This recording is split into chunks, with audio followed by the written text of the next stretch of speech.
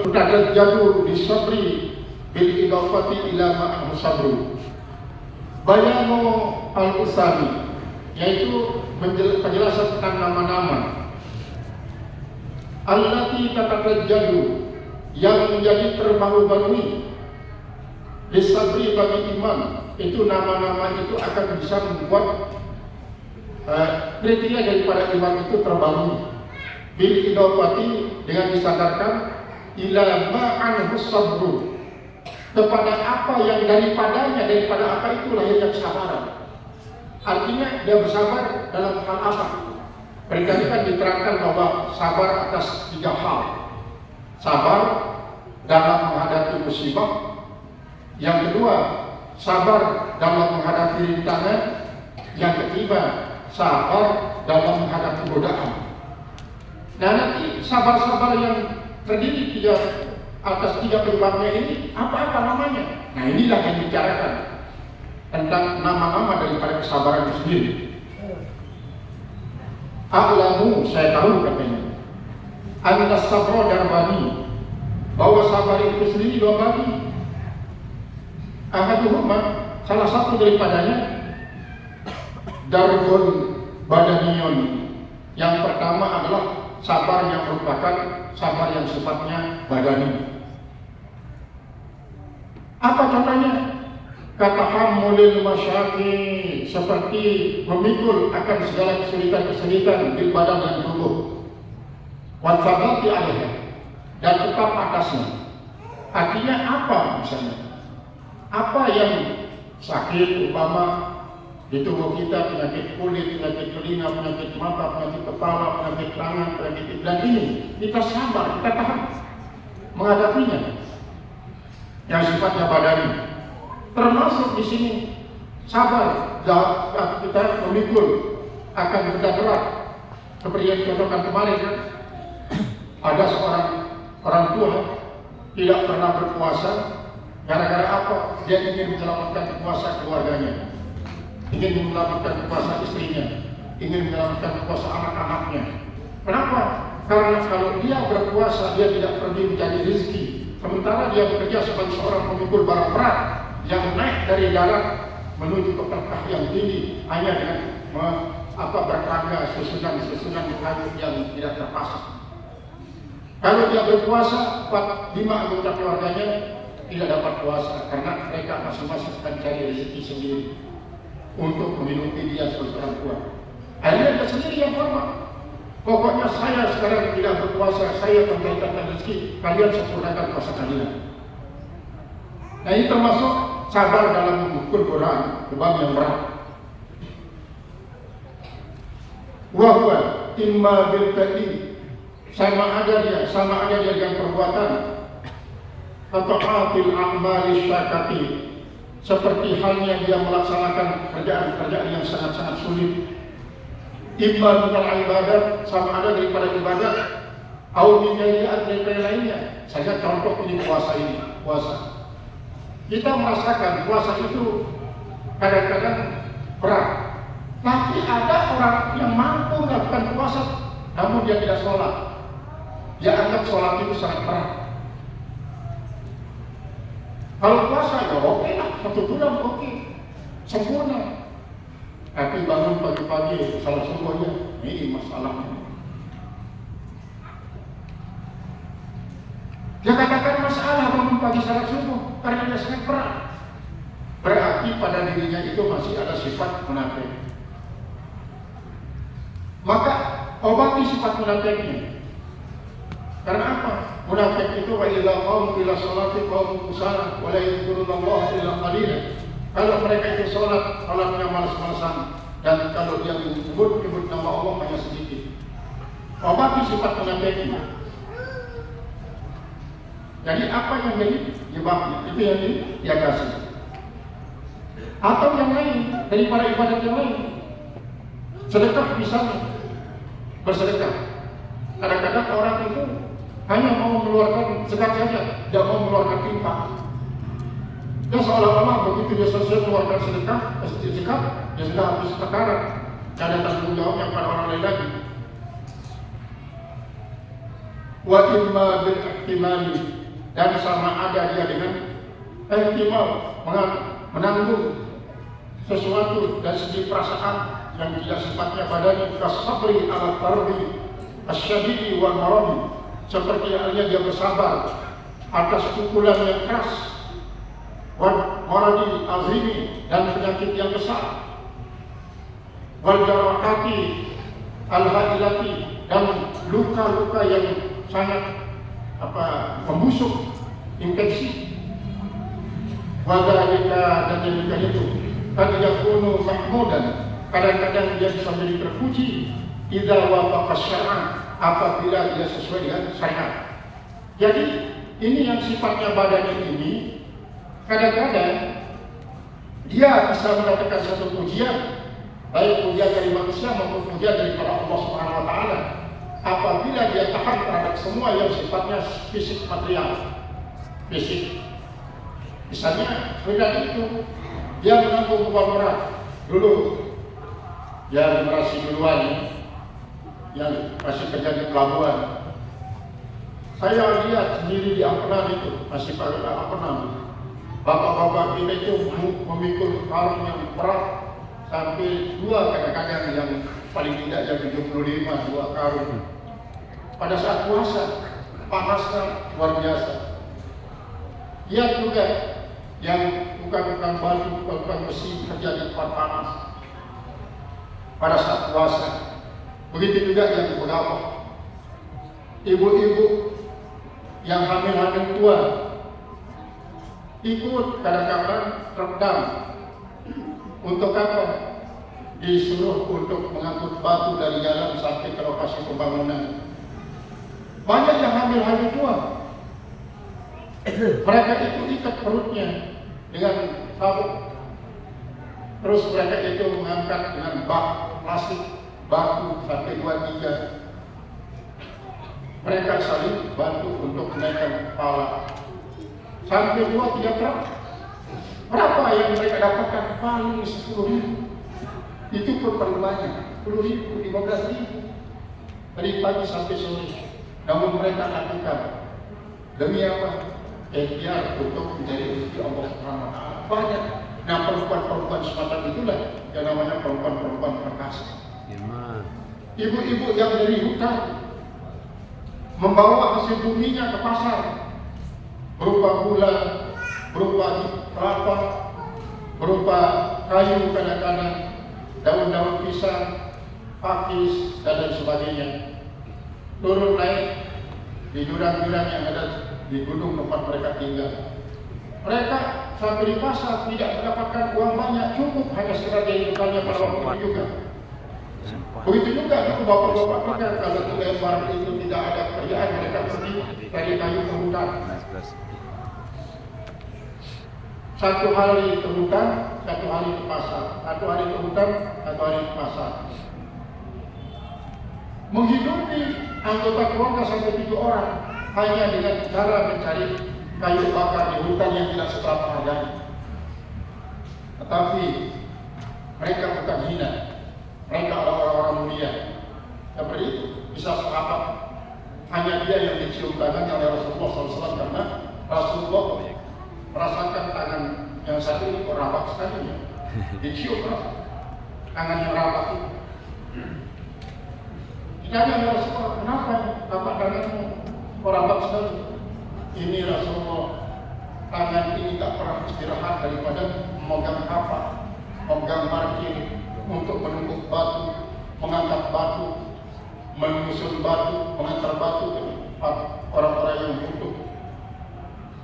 Akhirnya itulah sebabnya Rasulullah mengatakan bahwa betapa banyak dosa-dosa yang tidak bisa terhapuskan oleh amal saleh, tapi justru dihapuskan oleh Allah lantaran sabar dalam menghadapi kesulitan waktu mencari rezeki. Waktu mencari rezeki. Ini kan luar biasa, makanya kalau kita kenapa kita masyarakat kita ini jadi buruk dari dulu. Itu kalau diterjemahkan secara agama merupakan salah satu bentuk daripada bukti cintanya Allah kepada beliau-beliau ini. Walaupun mereka itu bersusah payah memikul benda berat di pelabuhan sampai kadang-kadang dari pagi sampai malam. Banyak itu yang kerja Rabu misalnya kalau dulu, kemudian Senin pulang-pulang dari lempar mereka dari kolam untuk apa? Membuang itu semen yang melekat di kubur. Besok pagi-pagi lagi lempar. Masih putih. Nah ini adalah merupakan salah satu daripada bentuk. Dan mereka itu ternyata adalah orang-orang sabar. Jarang yang tidak berpuasa, walaupun mereka mikul barang perang. Itu termasuk dia sabar di saat. Nah, kemudian apakah dia akan mendapatkan satu pujian atau tidak mendapatkan pujian? Kalau memang kesabarannya itu sesuai dengan ditunjukkan daripada syarat, maka dia akan menjadi orang yang dicintai dan dipuji. Tapi kalau ternyata kesabarannya terhadap sesuatu itu adalah ada embel-embelnya yang tidak syar'i, maka itu akan membuat dia menjadi dibenci. Misalnya apa? Ya, di samping sabar dalam menghadapi kesulitan dan kelam itu, lalu dia main taruhan. Siapa yang ditaruh? Teman-temannya sendiri. Coba lihat saat ini ya. Berani tidak bertaruh dia? Kalau apa? Berapa kali dia dapat memikul dengan 2 karung? Kalau saya berpengalaman, masih 10 kali. Tidak, saya mengatakan mustahayati tabai, daripada keinginan-keinginan yang sifatnya alami, wa muqtadayatil hawa, dan daripada tuntutan-tuntutan hawa. Tsumma hadzal darbu, kemudian bagian ini, idza kana sabran ala syahwatil batni, apabila ada dia kesabaran atas syahwat perut, wal faradi, dan syahwat farad, summiya aifatan, maka dinamakan dengan ipah. Makanya kita terkenal di dalam tasawuf namanya ipah. Orang yang menahan diri daripada yang haram-haram berkaitan dengan perut dan kelamin, dengan kemaluan. Jadi orang yang sabar dalam menghadapi godaan perutnya dan godaan paratnya, maka itu namanya orang yang ipah. Wa in kana ala ihtimali makruhin, dan jika ada dia sabarnya itu atas menanggung suatu yang dibenci, ikhtalafat asamihi, maka menjadi berbeda-beda juga namanya indah nasi di sisi manusia. Bikhtilafil makruh allati ghalaba alaihi sabr, dengan perbedaan daripada yang dibenci yang menyebabkan atasnya terjadi sabar, itu akan berbeda-beda. Mana contohnya?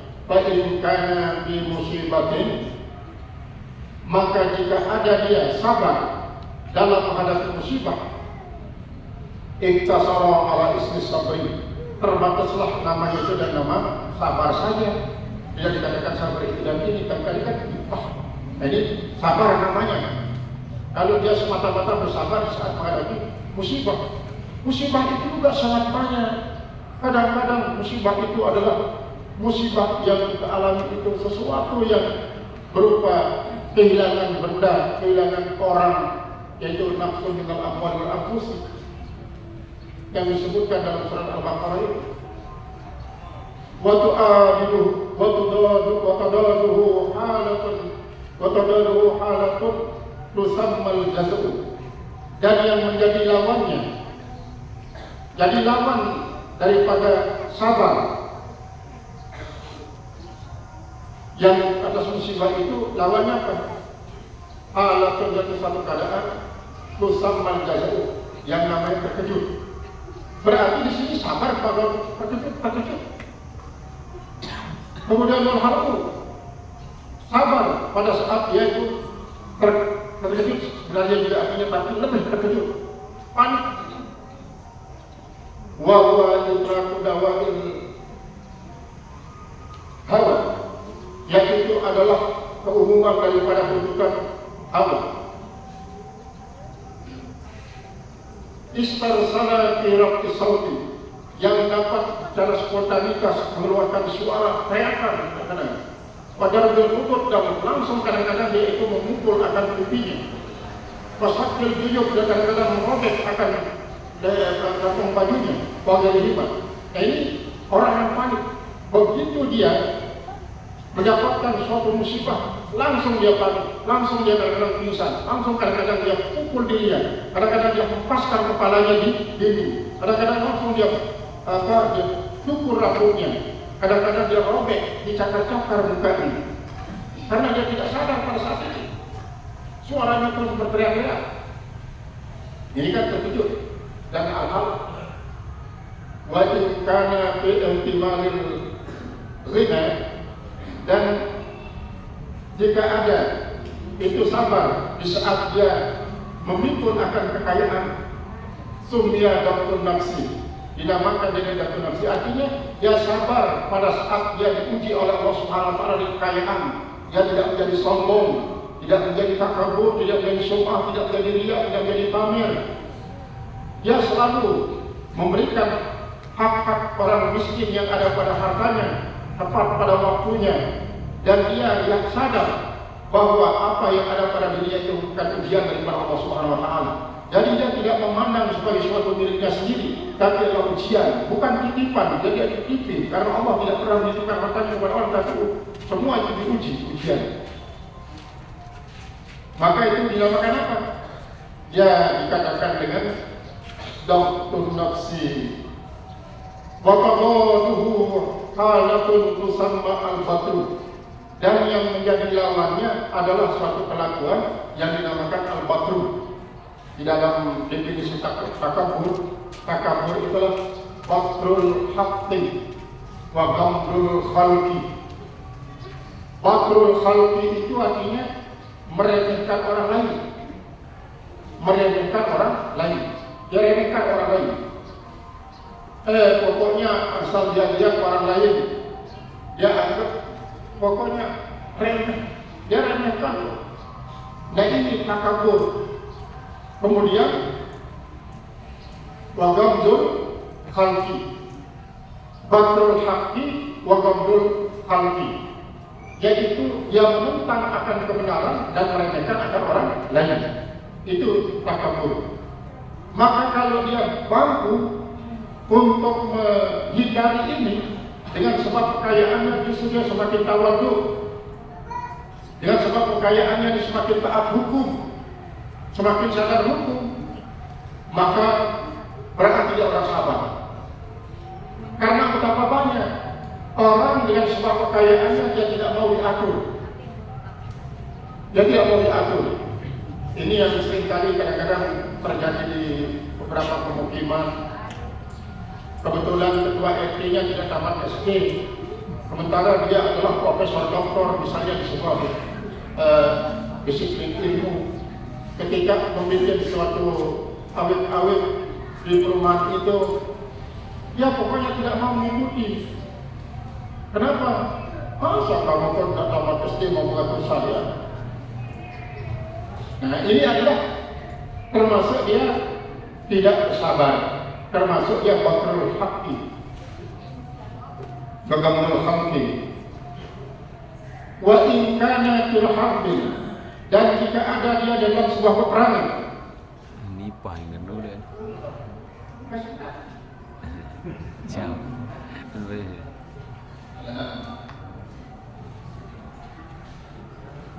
Wa in kana, dan jika ada dia fi harbin dalam sebuah peperangan, wa mukatallatin dalam sebuah peperangan, sumya saja atau dinamakan dia dengan pemberani.